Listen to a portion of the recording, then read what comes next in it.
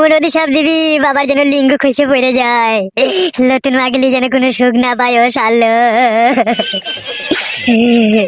ভগবান যা অভিশাপ করলাম সব কবুল করে নাও। ভাই, কে ভাই তুমি? এত নিষ্ঠুর যন্ত্রণা নিয়ে এখনো পর্যন্ত বেঁচে আছো তুমি? কি হয়েছে ভাই, আমাকে বলো।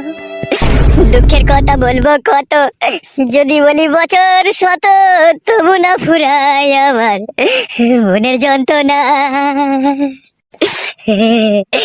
একটা বিয়ালা বয়স্ক মেয়েকে আমি ভালোবেসেছিলাম, তাকে বিয়ে করে ভেবেছিলাম জীবনে সুখী হব আমি।